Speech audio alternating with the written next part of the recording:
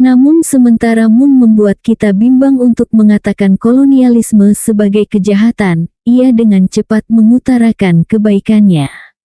Ia berkata, 2005 tatkala modal mengayunkan tongkat Sihimya di atas rimba dan belantara, muncullah jalan keretapi, perlombongan, ladang minyak, kota-kota, perkebunan, dermaga, kilang, pusat tenaga, telegraf, dan berbagai-bagai gudang. Tentang keuntungan, penduduk pribumi mula-mula dapat memperolehi bahagian yang sangat sedikit. Di pihak lain, kemajuan material tersebut dihubungkan dengan kejahatan, penyakit dan persoalan industrialisme modern. Negeri-negeri yang terkebelakang seperti India mengalami revolusi industri, dengan upah yang rendah, pekerja kanak-kanak, jam kerja yang berlebihan, daerah kumuh yang sesak, masyarakat yang menderita dengan tingkat kematian yang tinggi karena keadaan kerja yang tidak sesuai dengan keadaan kesehatan pribumi. Medali tersebut memiliki dua sisi. Barangkali tidak terlalu optimis untuk berharap bahwa kejahatan eksploitasi yang berlebihan, dan masalah perubahan ekonomi akan melewati tahap yang pada saatnya akan diperbaiki, sebagaimana yang telah berlangsung paling tidak sebahagian di kebanyakan negeri yang maju, sementara manfaat dari kemajuan industri tersebut akan lebih kekal. Biarkan mereka meratapi penyerbuan ke timur dengan memburuk-burukkan perusahaan dan mesin yang bising, atau pemusnahan kesukuan di Afrika. Disinilah orientasi nilai masuk. Tidak seperti Hobson, ia tidak menentang imperialisme. Di situ juga terdapat rekaan alasan yang terkenal. Keadaan yang mencekam dan tidak manusiawi dilapisi dengan ungkapan keadaan kerja yang tidak sesuai dengan keadaan fisikal pribumi. Di sini ada unsur tanggung jawab yang salah alamat. Keadaan fisikal pribumi dipersalahkan karena tingginya tingkat kematian. Apa yang pasti tentang keadaan fisikal ini yang menyebabkan kematian yang tinggi tidak dijelaskan. Di sini kita temui ciri lain tentang kajian kolonial. Kegemaran mereka akan penyamarataan apabila sampai pada hal-hal di luar kepentingan mereka, atau yang dapat memalukan. Hubungan manusia diperbincangkan dengan bahasa perdagangan. Tentang citra pribumi, telah kita catat, bahwa ini dibangun atas dasar penyamarataan tanpa landasan operasional apapun. Kemalasan yang dituduhkan kepada kaum Melayu tidak didefinisikan secara operasi sebagaimana yang telah kita jelaskan sebelumnya, melainkan pada peristiwa yang jarang muncul. Dalam hubungan ini, kita harus menguji secara terperinci penggunaan ungkapan yang abstrak seperti yang dilukiskan dalam buku Mun, dan kemungkinan penilaian kembali yang objektif tentang kolonialisme. Kesan-kesan yang diberikan pengusaha perkebunan orang Inggris di Malaya hanya ini. Marilah kita menggunakan gagasan kemalasan, tenaga kerja kontrak dan keadaan fisik, sebagai puncak produktiviti yang rendah. Tentang masyarakat Melayu, pengusaha perkebunan berkata, pekerja Melayu di perkebunan sangat sedikit, karena tidak ada alasan selain kebencian mereka terhadap kerja. Dan lebih penting lagi jenis kerja tersebut memerlukan tenaga yang kuat yang terus-menerus digabung dengan tugas sehari-hari yang berat. Bagi mereka pekerjaan yang membosankan itu adalah seperti racun. Oleh itu kita hanya dapat menyediakan pekerjaan yang berdasarkan kontrak kepada mereka seperti penebangan pokok dan pengangkutan atau penyewaan kereta yang kedua-duanya mereka mahir. Karena orang Melayu mempunyai sedikit saingan dalam seni menebang hutan dan dalam menangani banteng dan kerbau. Di sini dia terus terang mengakui bahwa kaum Melayu tidak suka akan pekerjaan yang membosankan, sikap manusia yang benar-benar umum. Dia sendiri dan para pengusaha perkebunan lainnya tidak terlibat dalam pekerjaan seharian yang lazimnya berat. Kiranya tidak apa-apa bagi mereka jika tidak suka akan pekerjaan yang membosankan, tetapi berlainan halnya bagi kaum Melayu. Menebang hutan rupa-rupanya tidak dianggap sebagai pekerjaan yang membebaskan persoalan malas. Ukuran kapitalis kolonial terhadap ketekunan benar-benar diungkapkan di sini. Hanya pekerjaan yang secara langsung mendatangkan keuntungan dapat menghapuskan persoalan malas. Dokumen yang lebih mengungkap pemikiran adalah laporan tahunan yang resmi. Tentang tenaga kerja Melayu dikatakan, tenaga kerja ini tidak begitu penting. Tiada perkebunan besar yang bergantung kepada sejumlah besar orang Melayu, dan jumlah keseluruhannya pada suatu waktu di berbagai-bagai perkebunan di Persekutuan Tanah Melayu ialah kira-kira 3.500 orang. Alasan mengapa tidak banyak orang Melayu digunakan sebagai tenaga kerja ialah karena mereka tidak berminat untuk bekerja secara tetap. Mereka semata-mata menggunakan perkebunan sebagai kemudahan untuk menambahkan apa sahaja mata pencarian yang dapat dilakukan di luar kampung mereka, dan mereka tidak dapat dijangkakan untuk tinggal tetap di perkebunan, ketika jasa mereka sangat diperlukan segera. Mereka sebagaimana biasanya, tidak ingin mendapatkan uang yang lebih banyak kecuali cukup untuk menampung hidup mereka memadai, asal dapat memenuhi keperluan mereka pada saat itu. Sebagaimana orang Jawa tempatan yang diikut sertakan, sejumlah kecil masyarakat Melayu menambahkan tenaga kerja tetap orang-orang India atau Cina di banyak perkebunan mereka, tetapi orang Melayu tersebut bekerja tidak menentu jika dibandingkan dengan orang Jawa tempatan yang digunakan. Di sini pekerjaan yang penting ialah pekerjaan perkebunan. Selain angka, dan tambahan satu ungkapan, alinea yang sama diulang dalam laporan tahunan. Namun pada tahun 1934, pengecualian dibuat untuk Kedah dan Kelantan, dua negeri Melayu. Sedangkan sisa alinea selebihnya adalah sama. Pada tahun 1935 dan 1936, alinea ini diulang. Namun pada tahun 1937 tercatat nada yang berbeza. Menurut laporan tersebut, pada tahun itu petugas pemeriksa dari jabatan ini diperintah untuk mengadakan penyelidikan tentang tingkat dan keadaan tenaga kerja Melayu tempatan. Meskipun jumlah yang bekerja tidak besar, beberapa kenyataan yang disoroti menunjukkan bahwa kampung Melayu seperti dunia lainnya sedang berubah dengan cara yang tidak diharapkan. Di Kelantan, seperti orang mengharapkannya, beberapa buah perkebunan digarap sepenuhnya oleh orang Melayu. Sistem yang berhasil diterapkan di sana ialah setiap keluarga melakukan satu tugas atau lebih, beberapa orang anggota keluarga menoreh batang pohon dan menyadapnya. Jika hanya dengan cara seperti itu baru mungkin menggunakan tenaga kerja orang Melayu dengan berhasil. Kemudian ditemui bahwa di perkebunan milik orang Eropah di Melaka, telah dilakukan cara yang persis sama. Masyarakat Melayu telah belajar keperluan untuk hadir secara tetap, dan membuktikannya sendiri sebagai pekerja yang baik dan diupah dengan sewajarnya. Ketidaksenangan terhadap kerja tetap tidak disebut-sebut. Masyarakat Melayu telah berubah baik, mereka telah datang ke perkebunan.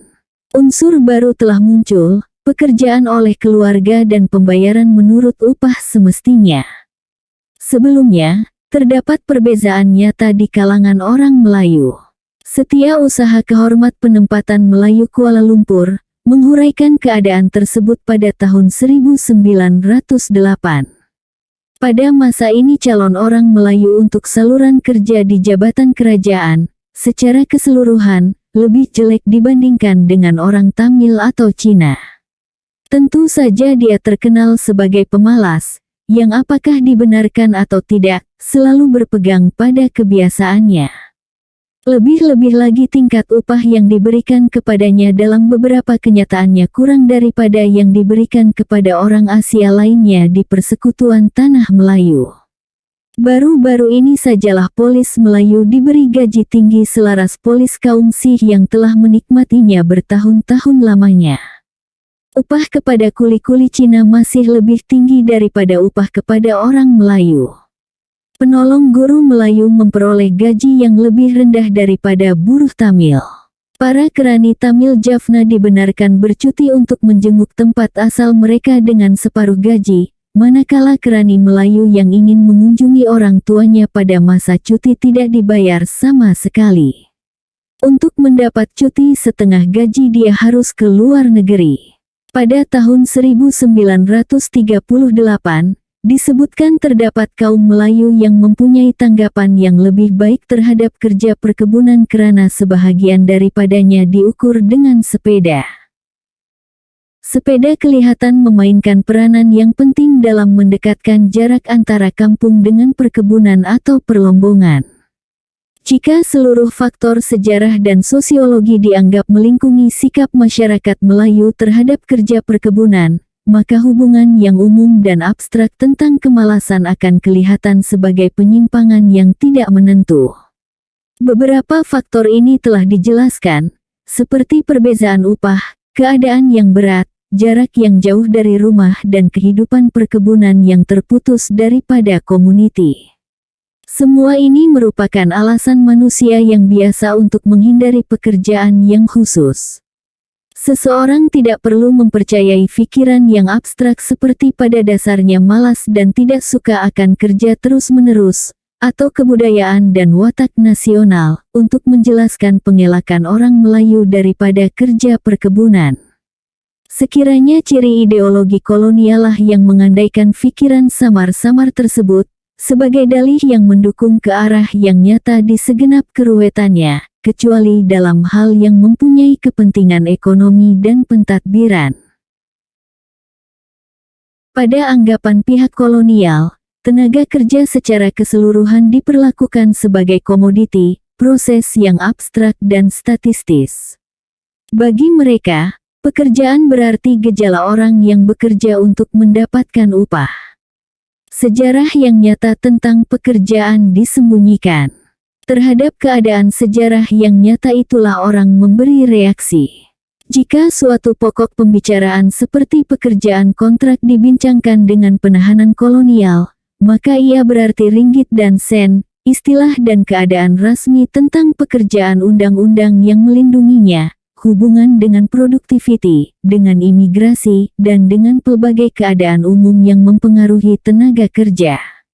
Laporan ilmuwan yang memuatkan huraian keadaan yang nyata tentang pekerjaan kontrak tersebut jarang dilakukan. Pekerjaan kontrak di Malaya hingga paling kurang menjelang abad ke-20 dalam kenyataannya berbentuk perhambaan. Ini diyakinkan oleh beberapa orang pemilik perkebunan. Di bahagian terdahulu daripada buku ini kita telah membincangkan penyalahgunaan tenaga kerja di pelbagai perlombongan dan perkebunan. Gambaran tentang pekerja kontrak di sebuah perkebunan di Kedah, diduga menjelang abad ke-20, menunjukkan perlakuan yang bukan manusia terhadap pekerja kontrak tersebut. Pengawas orang Indonesia, membawa senjata dan mandor Cina menentang pecut. Bila seorang kuli berhenti bekerja, maka si mandor akan membentaknya supaya meneruskan pekerjaannya. Jika tidak segera dipatuhi dia akan merasakan lecutan di kakinya. Apabila dia memberikan isyarat kepada mandor tersebut sebagai dendam karena hukuman tersebut, dia akan diteriaki oleh pengawas dan diancam oleh kawan-kawannya. Penulis yang baru datang dari England itu hairan melihat perlakuan seperti itu. Para pekerja kontrak dari China diikat kerja selama 3 tahun dan diupah sebanyak 10 sen setiap hari berturut-turut, ketika pasaran berkisar antara 35 sen dengan 50 sen. Mereka harus membayar hutang kira-kira 10 pound sterling untuk perjalanan mereka. Setelah bekerja, mereka diiring kembali ke tempat tinggal mereka dan diawasi oleh 2 orang pengawas Sikh yang bersenjata senapang, untuk mencegah mereka daripada memberontak atau melarikan diri. Pemilik perkebunan kita yang baru datang, menganggap mereka sebagai hamba. Perebutan wanita juga berlaku tanpa henti di kalangan pekerja India di perkebunan terutama laki-laki. Oleh sebab sangat terbatasnya jumlah wanita, dalam kehidupan komuniti terpencil di perkebunan, maka terdapat sejumlah wanita yang memiliki beberapa orang laki-laki. Ada pula yang homoseks. Para pemilik perkebunan Eropa juga berhubungan dengan wanita perkebunan. Seorang India Bengali mengamuk membunuh 2 orang karena cemburu. Setiap pagi, pengelola dan 2 orang pegawai Inggris memeriksa perkampungan bagi memastikan semua telah bangun tepat pada waktunya. Jika seorang pekerja didapati masih tidur, pergelangan kakinya akan dicengkeram.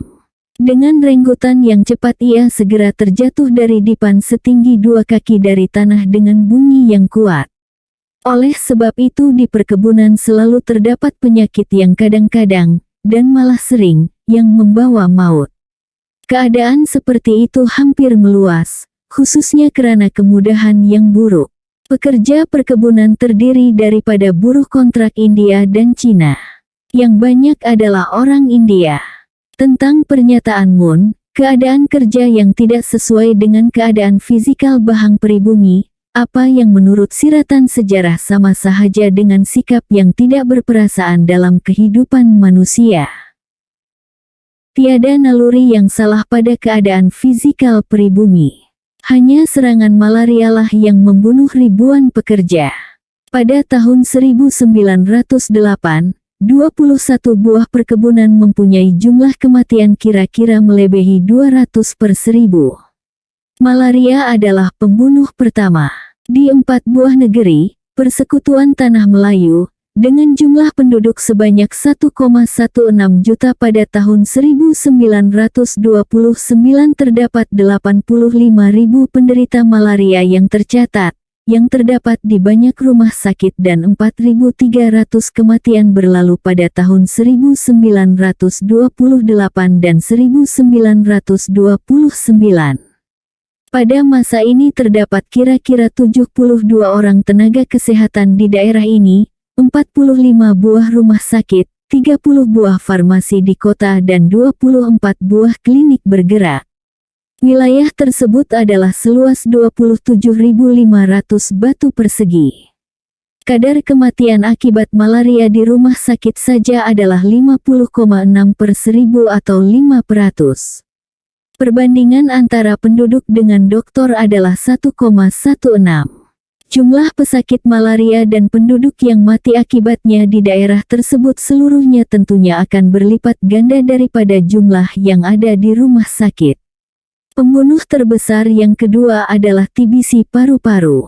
Terdapat 4.600 case dengan 2.100 kematian. Dengan itu kadar kematian ialah 45,6%. 8 tahun kemudian, pada tahun 1937, dengan jumlah penduduk yang meningkat, penyakit malaria berkurangan. Terdapat 35.000 case di rumah sakit kerajaan dan perkebunan dengan 800 kematian. Kadar kematian berkurangan hingga 2%.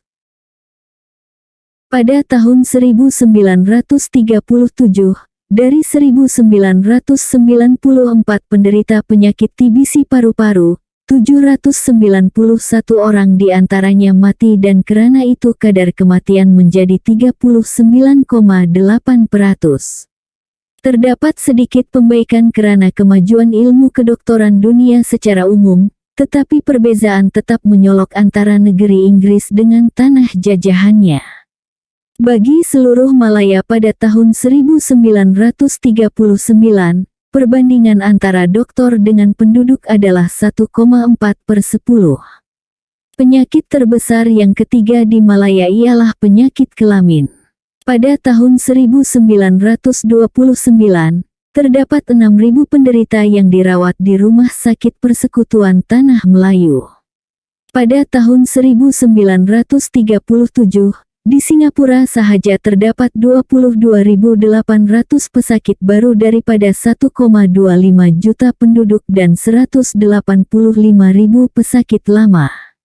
Di negeri-negeri selat itu kadar jumlah penderita siflis pada tahun 1937 adalah 49,4 bagi setiap 10.000 penduduk. Sementara bagi Inggris dan Wales pada tahun 1936 adalah 1,7 bagi setiap 10.000 penduduknya, Belanda 1,06 dan Sweden 0,67. Maka kadar di negeri-negeri selat itu ialah kira-kira 30 kali ganda daripada Inggris dan Wales, 47 kali ganda daripada Belanda, atau 75 kali ganda daripada Sweden.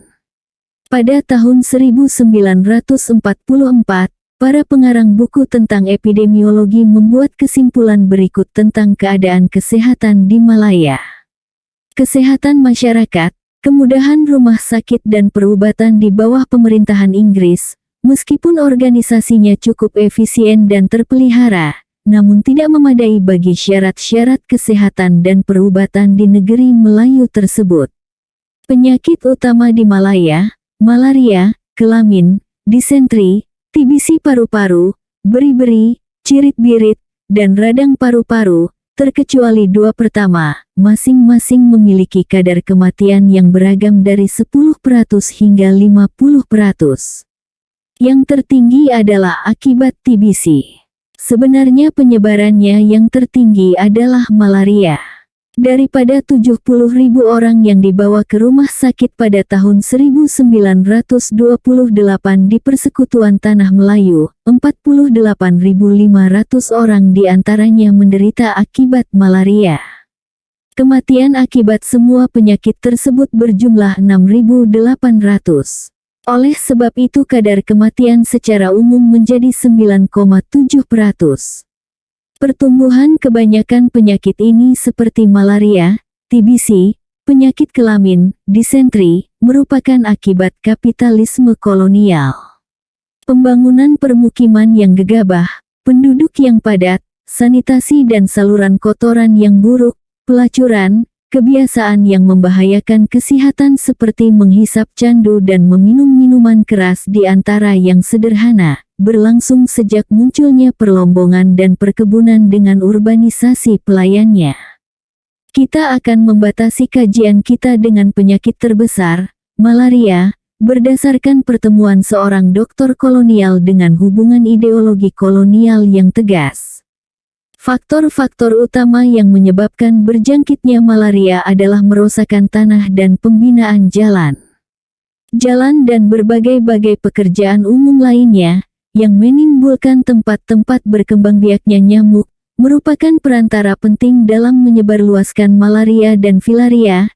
Jalan di negeri yang datar, khususnya apabila sejajar dengan pantai, berbahaya dalam dua hal. Pada masa pembinaannya terdapat banyak lubang dan ini kemudian akan menjadi sarang pembiakan nyamuk. Apabila selesai, jalan-jalan tersebut mengganggu saluran yang ada di sisi jalan tersebut.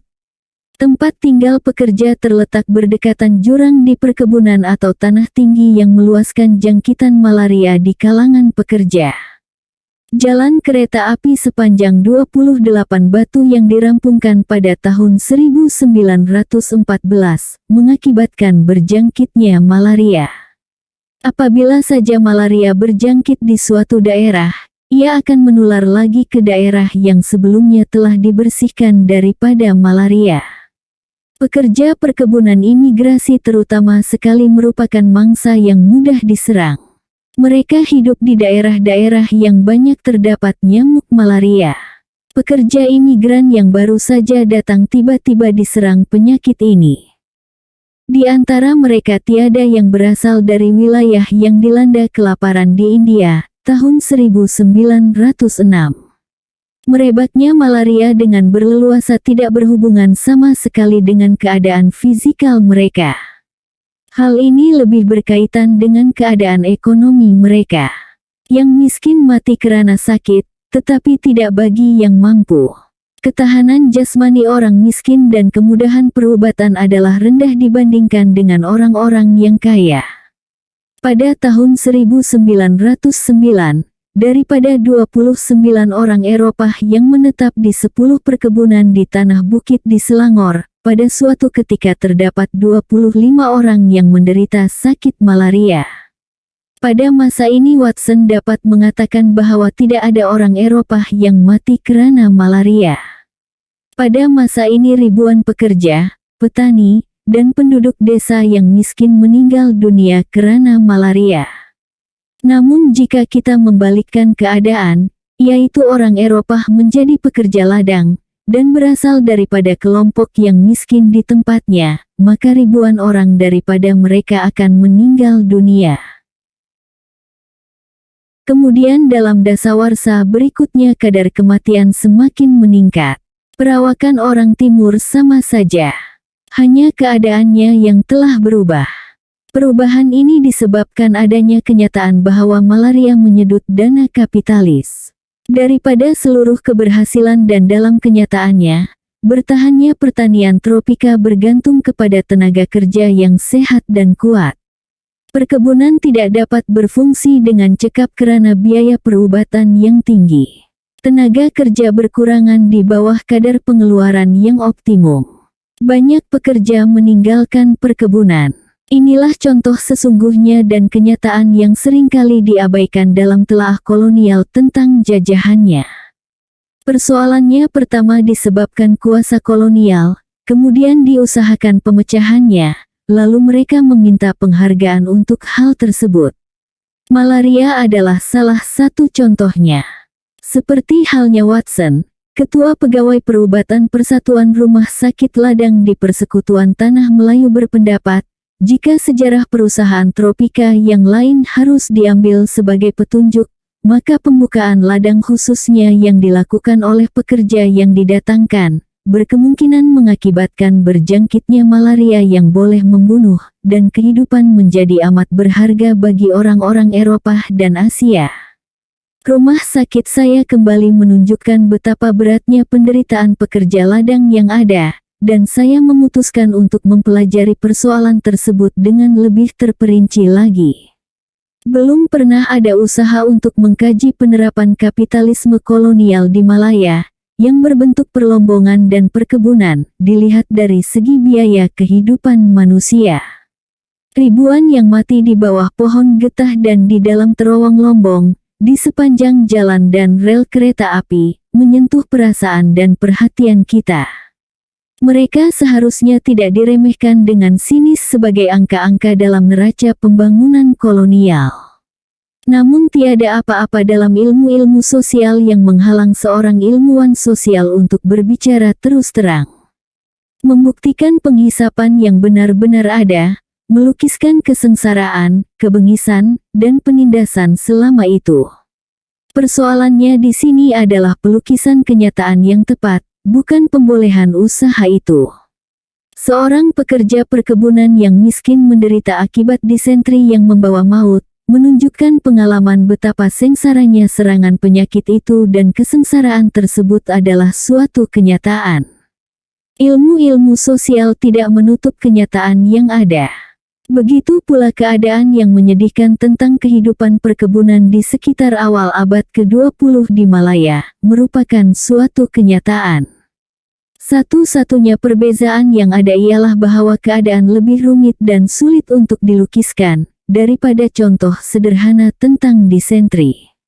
Untuk membatasi tujuan teoretis sekitar kajian tentang berbagai-bagai kenyataan tersebut, sikap kolonial yang mengaburi kenyataan-kenyataan harus dibela. Oleh sebab itu gagasan tentang ilmu sosial bebas nilai, jika diterapkan ke daerah bekas jajahan, merupakan alat ideologi untuk mencegah pembongkaran kolonialisme. Sebuah tinjauan ilmu pengetahuan kolonial tentang wilayah tersebut akan memusatkan perhatian kepada daerah-daerah yang diabaikan hingga ke saat ini dan perspektifnya. Jika mungkin bagi para ilmuwan Belanda untuk menulis tentang beberapa orang Indonesia yang kejam, dan mereka benar-benar mengerjakannya dalam hal-hal yang diakuinya benar, mengapa harus tidak mungkin bagi para ilmuwan Indonesia untuk menulis tentang orang Belanda yang kejam seandainya mereka memang benar-benar ada, menurut definisi tentang tirani yang berlaku dan dapat dipertanggungjawabkan. Sistem sosial selama masa kolonial telah cukup digambarkan dalam ideologi. Cerita tentang pribumi dan kedudukan mereka dalam banyak hal merupakan cerminan berbagai-bagai keadaan yang ada. Cerita tentang masyarakat Melayu yang malas mencerminkan sistem diskriminasi. Orang Melayu bergaji rendah. Kebiasaan yang membeza-bezakan bangsa menurut tinggi rendahnya darjat, dengan bangsa Eropa di puncak sama dengan kedudukan mereka di tengah-tengah masyarakat, di mana masyarakat Eropa tetap berada di puncak. Sistem status yang disentuh sebelum ini adalah sistem yang didasarkan kepada pembezaan suku bangsa dan warna kulit. Perkauman diskriminasi dan warna kulit ini tidak sehebat di Afrika Selatan pada saat ini. Pemaksaan adanya pembezaan warna kulit tidak mengakibatkan hukuman penjara, namun yang demikian pembezaan tersebut benar-benar ada dalam pengertian sosial dan psikologi. Ini dinyatakan dalam ukuran pentadbiran. Misalnya, sistem rumah sakit di negeri-negeri Selat menyediakan bangsal khusus bagi orang Eropa dan kamar bedah khusus bagi orang Eropa. Bangsal tersebut luas dan tidak pernah penuh sesak. Statistik kesehatan memberikan angka-angka terpisah untuk orang-orang Eropa dan bukan Eropa. Pada tahun 1906, satu-satunya pesakit yang diberi perubatan gratis di rumah sakit umum di Singapura adalah orang Eropa yang miskin. Ideologi kolonial dengan perhatiannya terhadap kehebatan orang Eropa dan hak mereka untuk berkuasa, memaksakan sistem kedudukan tersebut di wilayah yang dikuasai. Masyarakat kolonial Eropa telah memiliki semua yang terbaik. Dalam pemerintahan dan dalam perniagaan mereka menduduki jabatan tertinggi. Dalam pertanian mereka memiliki perkebunan yang paling besar. Dalam kehidupan sosial mereka selalu pergi ke klub, hotel dan restoran yang terbaik, dan mereka tinggal di kawasan kediaman yang paling baik. Di jelajah tersebut mereka mencipta suatu dunia sosial yang menikmati segala manfaat kesehatan, kekayaan, kedudukan, tempat tinggal, kekuatan, gengsi, dan pengaruh. Di Indonesia, orang Eropa juga pergi ke penghakiman yang berasingan. Kedudukan orang Eropa yang memiliki hak-hak istimewa, dan keadaan ekonomi yang unggul yang mereka ciptakan untuk diri mereka sendiri setelah memperoleh kuasa di tanah jajahan tersebut, telah mengakibatkan kadar kematian yang jauh lebih rendah di kalangan mereka berbanding dengan kaum pribumi dan para pendatang asing. Kadar kematian di rumah sakit menunjukkan bahwa orang Eropa memiliki kadar kecelakaan yang jauh lebih rendah. Pada tahun 1887, kematian orang Eropa di seluruh rumah sakit di daerah negeri-negeri Selat, Singapura, Dinding, Melaka, Pulau Pinang, Provinsi Wellesley, lebih kurang setengah daripada yang lain-lainnya, 4,15% sampai 8,42%. Jumlah penduduk di negeri-negeri Selat tersebut pada tahun 1907 ialah 611.796 yang terdiri daripada 5.436 orang Eropa, 8.114 orang Indonesia, 323.182 orang Cina, 216.469 orang Melayu, 59.651 orang India dan 6.954 orang bangsa lain. Pada tahun 1907, kadar kematian orang Eropa ialah 15,45 setiap 1.000 penduduk. Orang Melayu, India dan Cina masing-masing dengan kadar 31,12 banding 43,49 dan 44,02. Tentang kadar kelahiran hampir tidak ada perbedaan besar, tetapi orang Eropa melebihi orang Melayu, Cina dan India. Oleh itu manakala orang Eropa mempunyai kadar kelahiran yang lebih tinggi, kadar kematian bayi orang bukan Eropa adalah jauh lebih tinggi. Pada tahun 1907, kadar kematian orang Cina ialah 274,99 setiap 1.000 bayi, orang India 256,78, orang Melayu 218,93, manakala kadar kematian bayi Eropa ialah 37,04.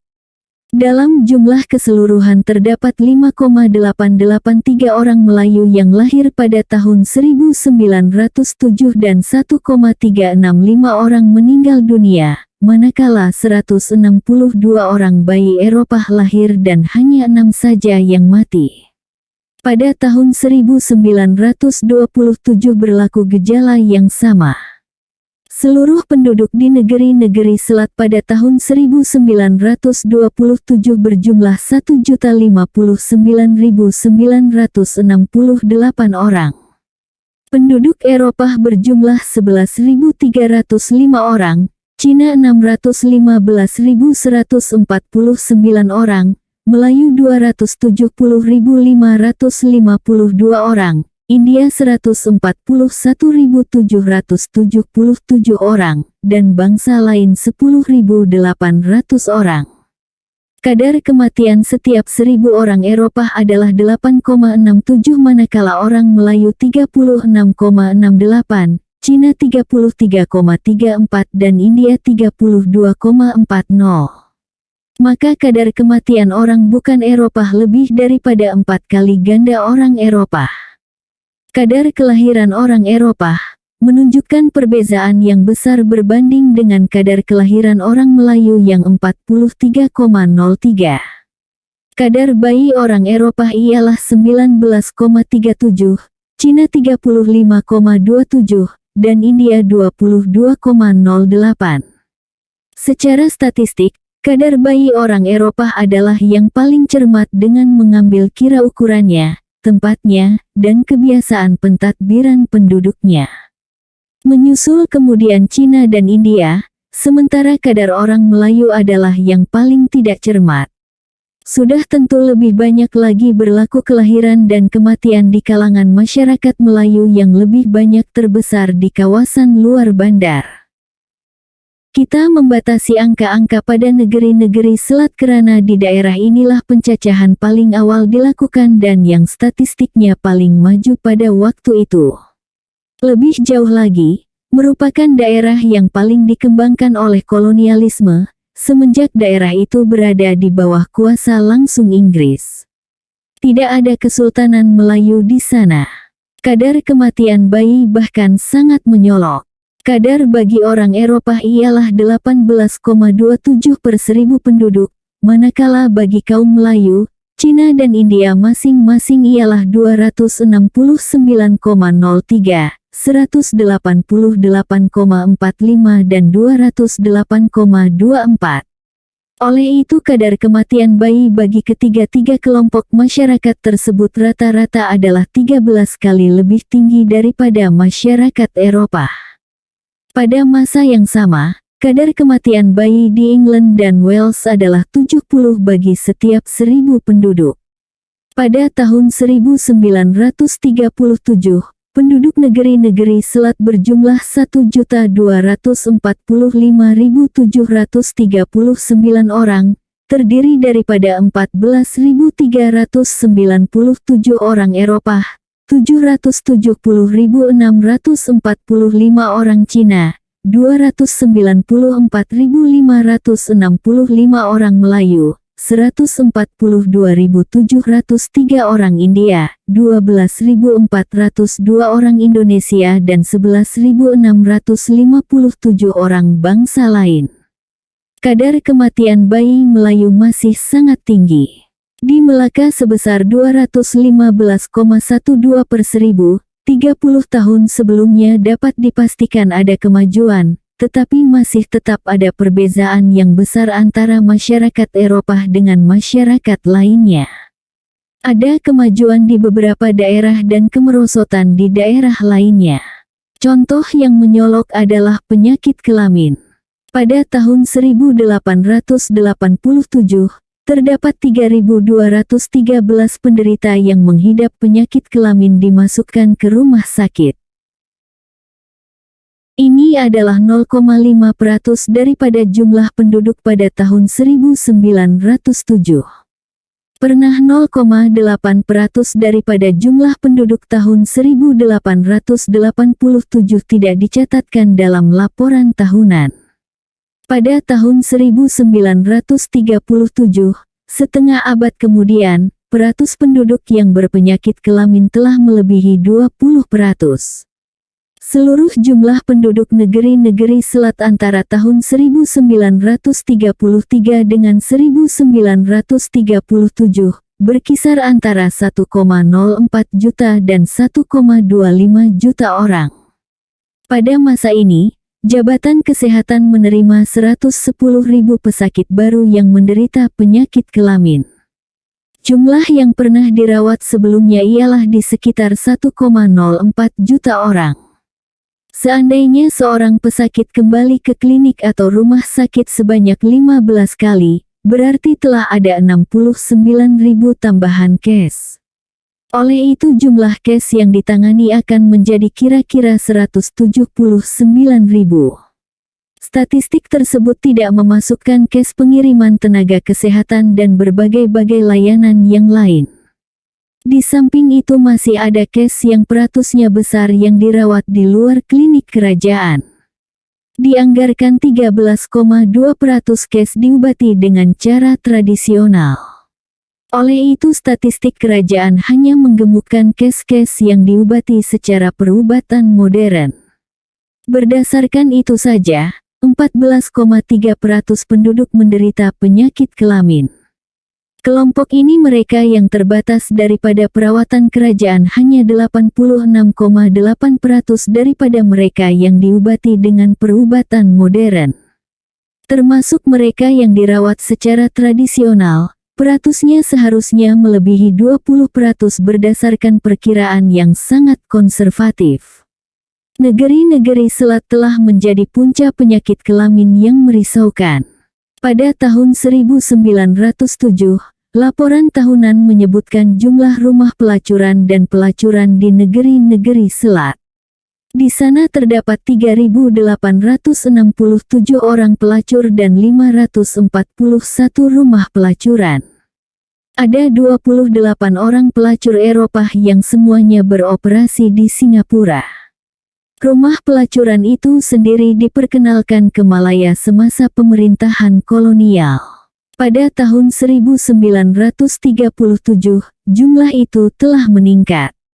Meluasnya penyakit kelamin tersebut bahkan lebih menggelisahkan lagi dalam hubungannya dengan penduduk dewasa di negeri-negeri Selat. Banci tahun 1931 melaporkan, jumlah penduduk di negeri-negeri Selat seramai 1.114.015 orang, yang 671.080 orang diantaranya adalah lelaki. Penduduk dalam kelompok usia antara 20 dan 54 tahun berjumlah 638.000 orang. Antara tahun 1933 dan 1937 terdapat 110.000 case baru penyakit kelamin dan 69.000 orang dianggarkan memerlukan lagi perawatan di berbagai-bagai klinik kerajaan. Paling sedikit 179.000 orang pesakit berpenyakit kelamin daripada jumlah penduduk dewasa yang sebanyak 638.000 orang, yaitu 26,3% penduduk dewasa antara kelompok usia 20 dan 54 tahun. Mempertimbangkan juga case-case yang dirawat oleh dokter swasta dan tradisional, dengan mudah angkanya akan melebihi 30%. Peratus tersebut bahkan menjadi lebih besar jika kita menghubungkannya dengan penduduk lelaki dalam kelompok ini, yang jumlahnya 2/3 daripada keseluruhan jumlah penduduk. Korban penyakit tersebut terutamanya adalah kaum laki-laki. Tidak dapat diketahui berapa besar usaha kerajaan untuk mengatasi penyakit ini. Belanjawan perubatan seluruhnya untuk tahun 1937, semuanya yang berhubungan dengan obat dan kesehatan, berjumlah 3,5 juta dolar Singapura. Dengan demikian, belanjawan perubatan bagi semua jenis penyakit dan berbagai-bagai tindakan pencegahannya adalah 8,3% daripada seluruh belanjawan kerajaan. Belanjawan untuk polis ialah 2,9 juta dolar Singapura, manakala tentera 4 juta dolar Singapura. Dengan demikian daripada berjuta belanjawan untuk angkatan bersenjata, 3,36 juta diantaranya dibelanjakan di negeri-negeri Selat. Seluruh penerimaan negeri-negeri Selat pada tahun 1937 berjumlah 226,65 juta, 216,04 ditambah baki awal. Jumlah 218,26 juta tersebut kemudian digunakan untuk penanaman modal, pinjaman, simpanan, yang menghasilkan saldo berjumlah 8,39 juta. Sebahagian daripada baki ini, katakanlah 42% jika diperuntukkan bagi kesehatan akan meningkatkan belanjawan kesehatan 100% pendapatan daripada minuman keras saja berjumlah 3,92 juta, sementara daripada candu sebanyak 9,65 juta. Sekiranya hanya seluruh pendapatan daripada candu yang digunakan untuk hal-hal kesehatan, maka masa yang sangat panjang akan diperlukan untuk meringankan masalah kesehatan di negeri-negeri Selat, khususnya pencegahan penyakit malaria dan perubatan penyakit kelamin selain penyakit yang lain.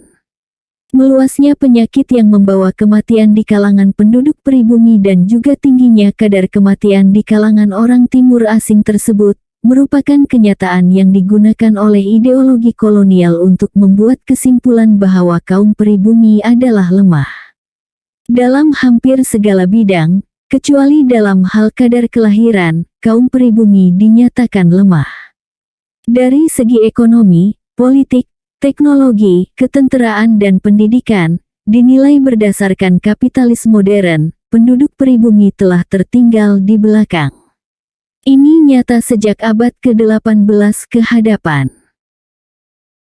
Hal tersebut juga dikaitkan dengan keterbelakangan moral, intelektual, budaya dan sosial. Seluruh masyarakat pribumi digolongkan dalam pengertian yang negatif, termasuk dorongan untuk bekerja. Ideologi kolonial yang memberi ciri yang negatif kepada golongan pribumi sebahagiannya disebabkan keadaan di sekeliling penduduk pribumi. Mereka memang benar-benar lemah sejak abad ke-18. Kelemahan ini diperluas oleh ideologi kolonial untuk menutup moral dan peradaban. Kecenderungan memerosotkan pribumi tersebut seterusnya diperkuat dengan perasaan keunggulan suku bangsa yang berkuasa di Eropa pada masa itu. Perasaan adanya keunggulan suku bangsa tersebut begitu besar, bahkan ia mempengaruhi para penganut komunisme dan kaum revolusioner lainnya, yang dianggap menentang penghisapan dan menghutbahkan persaudaraan sesama manusia. Kecenderungan untuk memandang enteng peradaban Asia tampak dalam Marx dan Engels. Sikap mereka yang merendahkan diri, kesembronoan mereka tentang berbagai-bagai kenyataan, salah tafsiran mereka terhadap adat kebiasaan Asia, dan kebanggaan suku bangsa mereka, diungkap dengan jelas dalam tulisan mereka. Marx mengatakan dasar tertutup China sebagai hal yang kejam, mengabaikan kenyataan bahwa dengan penutupan itulah China telah membangun suatu peradaban yang agung. Dalam kegelisahan terhadap berbagai-bagai perubahan besar, orang timur terbiasa menimbun kekayaan. Pandangannya tentang petani dan kehidupan pedesaan India yang mengungguli pentadbiran kolonial Inggris diungkap dengan nada yang menghina dan tidak sebagaimana mestinya. Perosakan masyarakat desa, yang dianggap setengah, dibudayakan, disanjung olehnya sebagai satu-satunya revolusi sosial yang pernah terdengar di Asia. Inilah apa yang dikatakan Marx tentang desa India, kini, yang memuatkan sebagaimana ada pada perasaan manusia, untuk memberi saksi terhadap ribuan manusia yang bukan ketua keluarga yang rajin, dan organisasi sosial yang tidak mengganggu itu, dikacaukan dan dileburkan menjadi kesatuan yang kecil, terlempar ke dalam laut kesengsaraan. Dan pada saat yang sama keanggotaan individu kehilangan bentuk peradaban nenek moyang mereka dan cara hidup mereka yang turun-temurun. Kita tidak boleh lupa bahwa masyarakat desa yang indah ini, tidak mengganggu, meskipun sekali-sekala muncul garangnya selalu menjadi dasar yang kuat daripada kezaliman timur, bahwa mereka mengendalikan perasaan manusia dalam batas terkecil yang memungkinkan, menjadikannya sebagai alat tahyul yang tangguh, memperbudak dengan cara tradisional, membuang segala kekuatan, keagungan dan sejarah. Kita tidak boleh lupa egoisme barbar yang memusatkan perhatian kepada sepetak tanah yang kering, telah secara diam-diam menyaksikan jatuhnya kaisar, pelaksanaan kekejaman yang tiada tara, penindasan penduduk kota-kota besar, tanpa pertimbangan lain yang melandasinya kecuali karena kejadian alam. Sesiapa sahaja mangsa penyerang yang tidak berdaya itu sendiri yang akhirnya berkenan memperhatikannya. Kita tidak boleh lupa bahwa kehidupan yang tidak pantas ini, begitu-begitu saja, dan seperti benalu, bahwa keadaan yang pasif ini telah menular ke bahagian lain, yang bertentangan dengan berbagai-bagai usaha yang liar, tidak bertujuan, tidak kenal kalah, dan memasukkan pembunuhan itu sendiri ke dalam upacara agama kaum Hindustan. Kita tidak boleh lupa bahwa kelompok kecil masyarakat ini telah dinodai oleh perbezaan kasta dan perhambaan, bahwa mereka telah menundukkan manusia terhadap keadaan di luarnya daripada mengangkat manusia menjadi penguasa keadaan, bahwa mereka mengubah keadaan sosial yang berkembang menjadi takdir alam yang tidak pernah berubah. Dan karena itu menimbulkan pemujaan yang ngawur terhadap alam, memperlihatkan kemerosotannya sebagai manusia, si penguasa dunia, runtuh bersujud memuja Hanuman, sang monyet, dan Sabablah sang lembu. Karl Marx, orang yang tidak pernah menginjakkan kakinya di bumi Asia, yang tidak pernah mengunjungi pedesaan India, tidak pernah menjumpai dan berbicara dengan orang India atau Asia dalam hidupnya, telah berani mengemukakan penilaian yang mulia seperti itu, memerosotkan desa India, petani India, dan agama Hindu. Peranan Inggris di India sebagai kekuatan kolonial dipuji. Inggris, katanya kiranya benar, dalam menimbulkan revolusi sosial di Hindustan, hanya digerakkan oleh kepentingan yang sangat hina dan bodoh dalam caranya melaksanakan semua itu. Tetapi bukan itu persoalannya. Persoalannya ialah, dapatkah manusia mengatasi nasibnya tanpa suatu revolusi yang mendasar dalam negara sosial Asia? Jika tidak, dalam apapun kejahatan Inggris, tanpa disadari ia merupakan alat sejarah dalam menimbulkan revolusi itu. Ini adalah metode, bahwa dia tidak menyalahkan Inggris di India. Engels berkata tentang ketidaktahuan orang Timur, ketidaksabarannya, prasangkanya, dan perubahan keberuntungan dan penganak emasan yang selalu terdapat di istana-istana Timur. Bagaimana ketidaktahuan orang Timur, ketidaksabarannya dan prasangkanya dibezakan daripada gejala Barat yang sama, tidak dijelaskan, tetapi yang berasal dari Timur pastilah jauh lebih buruk. Meskipun dia menyerang Inggris semasa Perang China-Inggris, dia melukiskan perang tersebut menurut pandangan orang Cina sebagai perang yang terkenal untuk mempertahankan bangsa Cina, dengan segala prasangkanya yang suka memaksa, kebodohannya, terpelajar dan kebiadabannya yang menonjol, sesuka andalah, tetapi masih tetap sebuah perang yang terkenal. Oleh itu, bangsa Cina dicirikan dengan prasangka yang memaksa, bodoh, terpelajar dan biadab, ciri-ciri yang menurut Engels tidak terdapat di negara-negara Eropa Barat.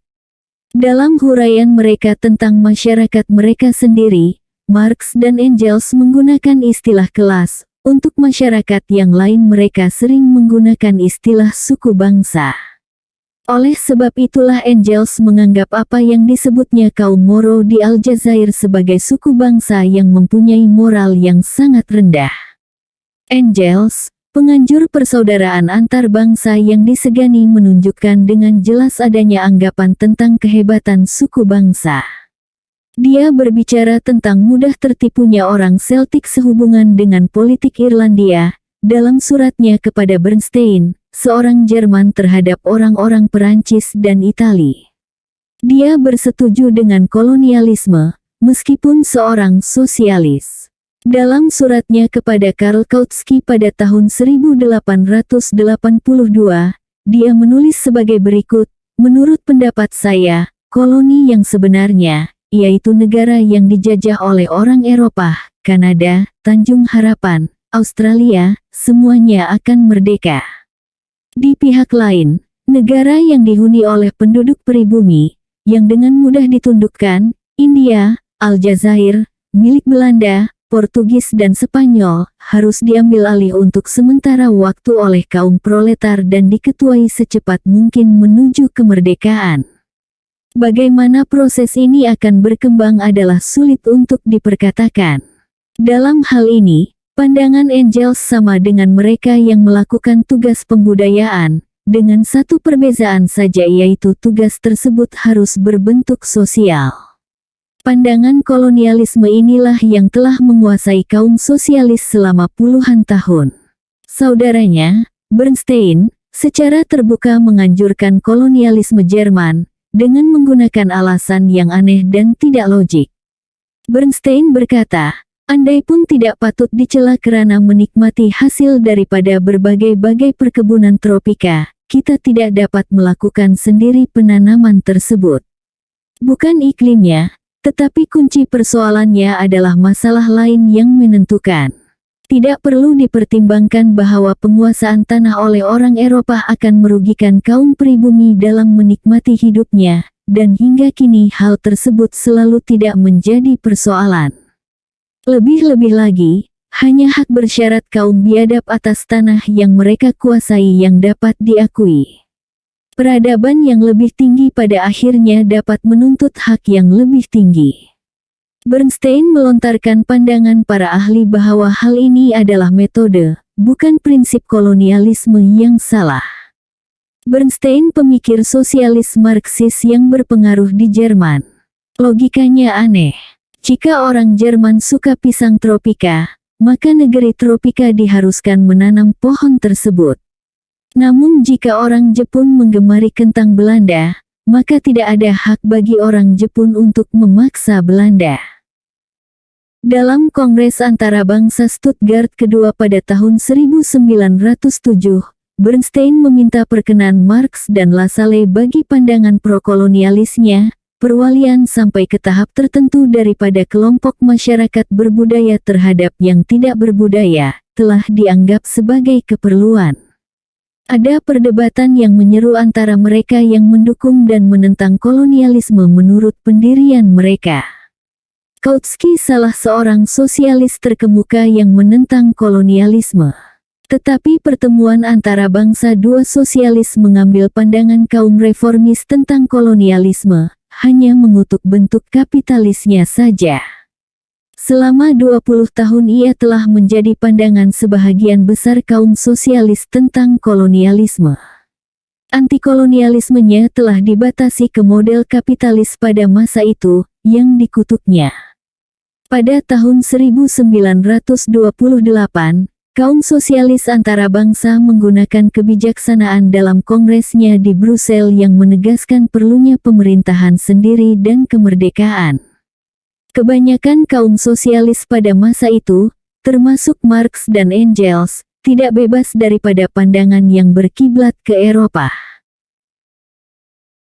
Terlepas daripada kutukan terhadap ketidakadilan kapitalis, mereka memberikan pandangan dasar yang dangkal tentang sejarah, kebudayaan, agama, dan masyarakat dunia bukan Barat. Kecenderungan, sikap tidak tahu dan sangkaan mereka pada dasarnya sama. Engels mengatakan bahwa Islam agama yang palsu, tanpa memberi sebarang penjelasan. Meskipun mereka menganggap agama pada pokoknya tidak benar, tetapi mereka tidak menjelaskan Kristen sebagai agama yang palsu. Pernyataan untuk melukiskan gejala yang sangat buruk sering dipilih dari sejarah Timur, seperti ketika Engels menunjuk Rusia sebagai negara yang dikelilingi dengan berkesan oleh dinding intelektual Cina yang ditegakkan dengan kezaliman. Kesan tersebut menunjukkan bahwa terdapat ragam Timur tentang sikap tidak tahu, kebodohan, tiada tolak ansur, dan kezaliman.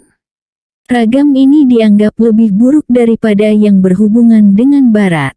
Demikian pula ketika Marx berbicara tentang masyarakat Timur, nadanya mengejek dan menghina. Inilah apa yang dikatakannya tentang orang Turki, salah satu bangsa Timur yang paling ulung, cara mereka memajukan perdagangan, ketika mereka masih dalam keadaan asli mengembara, tercapai karena merampok kafilah. Dan kini saat mereka telah sedikit lebih beradab, kemajuan tersebut tercapai karena segala bentuk pemerasan yang semena-mena dan menindas. Singkirkan bangsa Turki dari Eropa, maka perdagangan tidak akan mengalami kemunduran. Dan mengenai kemajuan dalam peradaban umum, siapakah mereka yang memberikan kemajuan itu di seluruh bahagian Turki Eropa? Bukan orang Turki, karena mereka sangat jarang, dan hampir tidak dapat dikatakan bisa bertempat tinggal di mana saja kecuali Konstantinopel dan 2-3 daerah desa kecil lainnya. Golongan menengah Greek dan Slavonik di seluruh kota dan pusat perdaganganlah yang menjadi penyokong nyata peradaban apapun yang didatangkan dengan sah ke negeri tersebut. Seorang ideologi kolonial tidak dapat berbuat lebih baik dalam memerosotkan bangsa lain. Ia memberi kesan bahwa kekuatan Turki seharusnya dihapuskan. Lebih lanjut, Marx memutarbalikkan Al-Quran dengan mengatakan bahwa Al-Quran membuat seluruh orang asing menjadi musuh. Jika dia telah membaca Al-Quran, maka akan jelas kepadanya bahwa Al-Quran membezakan antara orang kafir yang bersahabat dengan yang dimusuhi. Kaum muslim harus berkawan dengan yang bersahabat. Dia menyindir kepercayaan Islam sebagai agama yang fanatik, tidak toleran dan terbelakang. Tentang kezaliman di Rusia, yang tidak menentu, kita tidak dapat membayangkannya di Barat. Engels menyebutnya kezaliman Timur. Engels membahagi bangsa Eropa sebagai rakyat yang bersejarah agung, seperti orang Itali, Poland, Jerman, Hungar, Perancis, Spanyol, England dan Skandinavia, dan bangsa-bangsa yang tidak konsekuen seperti orang-orang Serbian, Kroasia, Rutenia, Slovakia, Ceko dan lain-lain. Hak untuk membentuk negara yang merdeka diakui olehnya hanya bagi rakyat yang bersejarah agung. Sikap yang merendahkan diri dan sekali-sekali menghina dalam berbagai-bagai keadaan orang Asia merupakan gejala yang secara umum terdapat di kalangan para pemikir Eropa dengan gaya yang berbeza-beza, kaum monarki, revolusioner, ateis, beragama, konservatif, radikal, rasialis dan bukan rasialis. Kesemuanya anak-anak pada menasa dan kebudayaan mereka. Seorang revolusioner Rusia yang benar, seorang humanis, seperti V.G. Belinsky, tahun 1811 sampai tahun 1848, ketika sampai pada keadaan orang Asia, hilang akal yang sihat. Ada ungkapan terkenal yang menggunakan masyarakat Asia sebagai cemeti bulanan. Ia berkata, kebanggaan nasional adalah perasaan yang agung dan mulia, keunggulan yang senyata-nyatanya, tetapi kecongkakan dan kelemahan nasional hanyalah perasaan masyarakat Cina. Seperti para pendeta Spanyol yang menyalahkan orang Filipina atas merosotnya moral orang Spanyol. Belinsky menyalahkan kaum Tartar untuk apa yang dianggapnya sebagai ciri-ciri negatif kehidupan orang Rusia. Pemingitan wanita, perhambaan menurut pikiran dan perasaan, penyelewengan, kebiasaan menyembunyikan uang dalam tanah dan sanggup tampil dengan compang-camping karena takut diketahui dirinya sebagai orang kaya, rasuah dalam suasana keadilan, cara hidup keasiaan, malas mental, bodoh, menghinakan diri, pendek kata, segala sesuatu yang telah dihapuskan Peter Agung, segala sesuatu di Rusia yang secara langsung bertentangan dengan keeropahan, seluruhnya ini bukan ciri-ciri asli kita, tetapi dicangkukkan kepada kita oleh kaum Tartar. Pemikir dan humanis revolusioner Rusia yang besar lainnya, sangat maju pikiran dan perasaan keadilan sosialnya, Alexander Herzen, tahun 1812 sampai 7018, mengungkapkan kelemahan yang sama pada saat harus menilai masyarakat Asia. Orang Cina tenggelam dalam tidurnya. Penduduk India menikmati usia dengan sebaik-baiknya dan mensia-siakan ketidakmampuan kepikunannya. Ini semua berlainan daripada penduduk Rusia yang tidak mencapai pertumbuhan yang sempurna, tetapi selalu dalam masa perubahan. Untuk menunjukkan kekuatan yang berkiblat ke Eropa, rasa keunggulan suku bangsa dan kebudayaannya, sangat baik untuk menunjukkan kelompok yang darinya seseorang paling kurang dapat mengharapkan, yaitu para pemikir sosialis dan radikal yang revolusioner dari Eropa.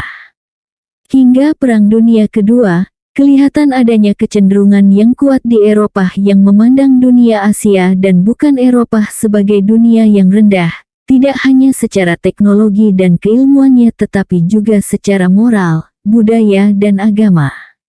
Peradaban Asia yang besar seperti Hindu, Buddha dan Islam, dinilai menurut ukuran Eropa zaman sekarang tidak menunjukkan kerendahan apapun, kecuali dalam hal teknologi dan ilmu pengetahuan yang akhirnya mengakibatkan sistem organisasi produksi dan ekonomi yang tidak berkembang.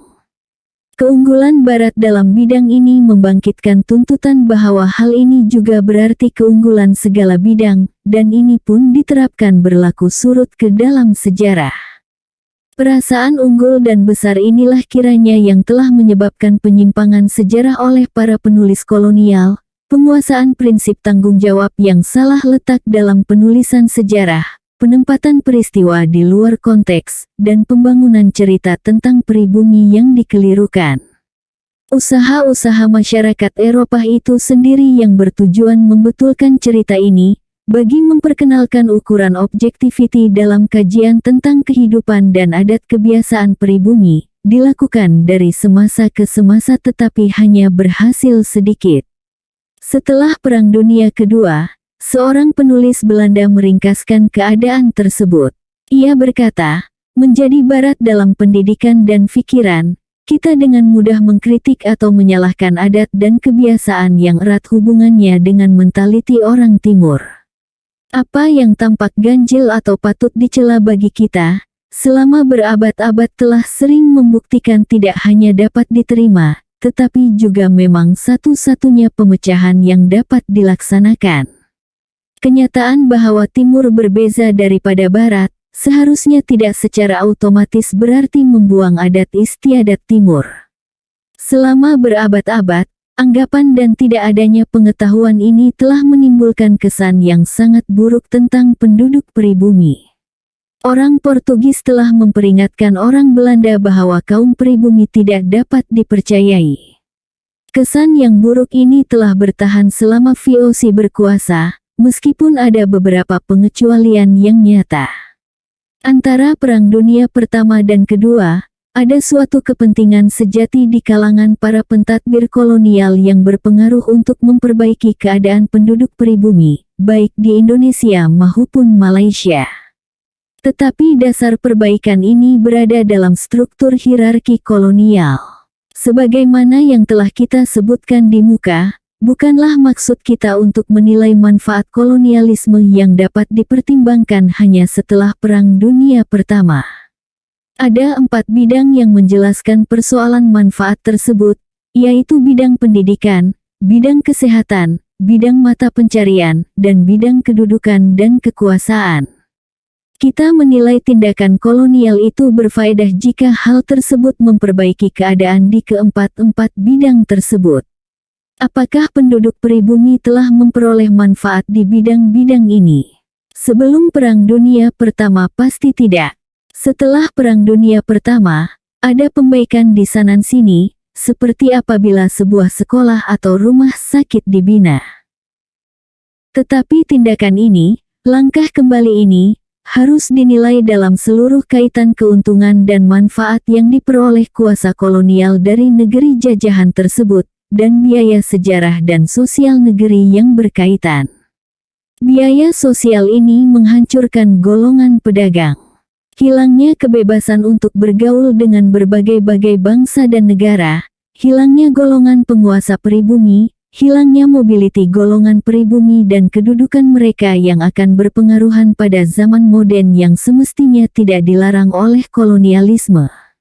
Kajian tentang kuasa kolonial menurut para penulis kolonial telah memusatkan perhatian kepada kolonialisme sebagai alat perubahan sosial, di samping ada juga sisi lainnya. Kolonialisme telah merintangi perubahan sosial. Kolonialisme telah mempertahankan unsur-unsur feudal dalam masyarakat tradisional di samping mengubah tata feudal sehingga sesuai dengan tujuan mereka. Cerita tentang pribumi yang dicipta oleh kolonialisme telah menjadi penghalang bagi suatu pemahaman yang mendalam dan sejati tentang kehidupan pribumi. Cerita ini, seperti yang telah kita tunjukkan terdahulu, masih berpengaruh hingga ke saat ini. Dengan demikian, berhubungan dengan pengamatan yang lebih dalam tentang asal dan fungsi cerita kolonial tentang pribumi. Penjelasan tentang akar ideologi cerita ini terpaksa, tidak ada cara lain, kecuali menganggapnya sebagai usaha untuk membangunkan cerita yang sebaliknya, cerita tentang kesempurnaan. Terdapat banyak kelemahan dalam masyarakat pribumi sekarang dan pada masa silam, dan salah satunya adalah tidak adanya komuniti intelektual yang berkesan dan berfungsi. Sebelum kedatangan orang Eropa pada abad ke-16, tidak terdapat masyarakat intelektual yang berfungsi di Filipina, Indonesia dan Malaysia. Beberapa catatan tentang kegiatan intelektual di Pasai dan Melaka memang ada, tetapi tidak menunjukkan adanya komuniti intelektual yang berfungsi secara sosial seperti di Yunani kuno dan Italia pada abad ke-15. Ini hanya untuk menunjukkan bahwa tidak semua kelemahan masyarakat pribumi harus dihubungkan dengan kolonialisme, karena ternyata adanya hal tersebut, seperti komuniti intelektual, merupakan hal yang diingini menurut pandangan pembangunan. Juga tidak dimaksudkan di sini untuk mencipta cerita yang umum dan serba sama tentang pribumi di Asia Tenggara. Kita tidak mencoba menelaah kepribadian yang lengkap dan terperinci serta kebudayaan pribumi, suatu kajian nasional. Ada perbedaan besar antara orang Jawa dengan orang Melayu, tetapi perbedaan ini dengan taraf yang berlainan. Kesemuanya tidak menunjukkan ciri yang dipilih menurut ideologi kolonial, seperti malas, licik, tidak memiliki keaslian, dan sebagainya.